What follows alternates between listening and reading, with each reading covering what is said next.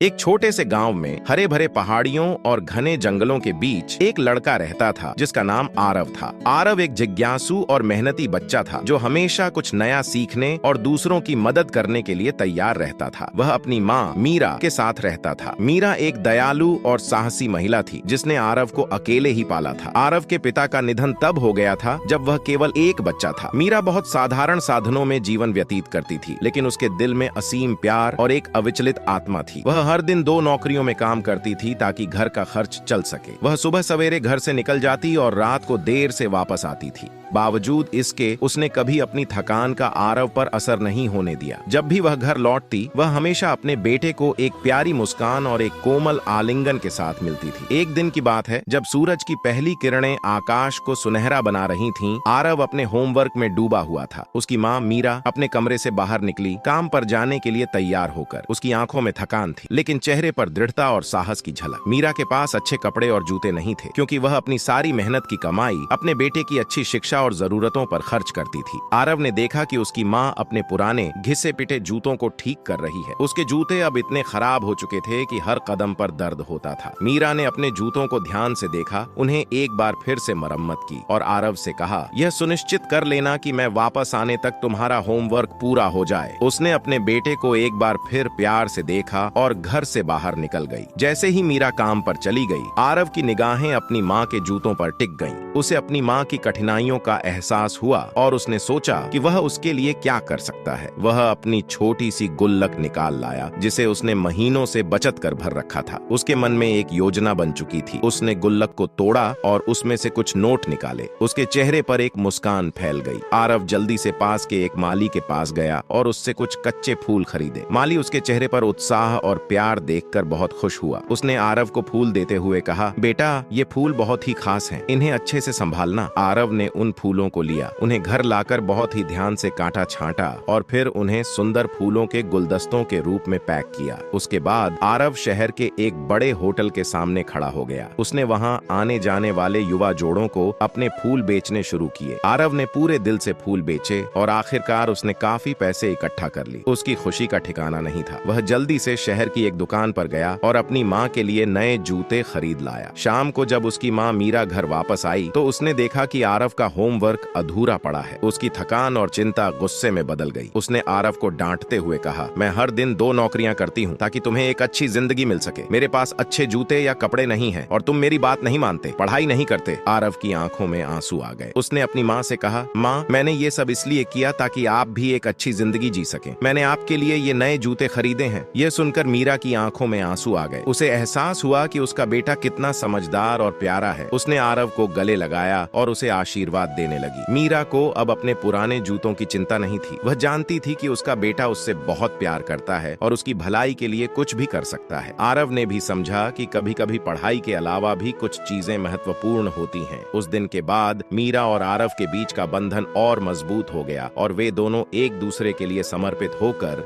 जीवन जीने लगे। वीडियो अच्छा लगा हो तो वीडियो को लाइक करके चैनल को सब्सक्राइब कर दें और शेयर करना मत भूलिएगा।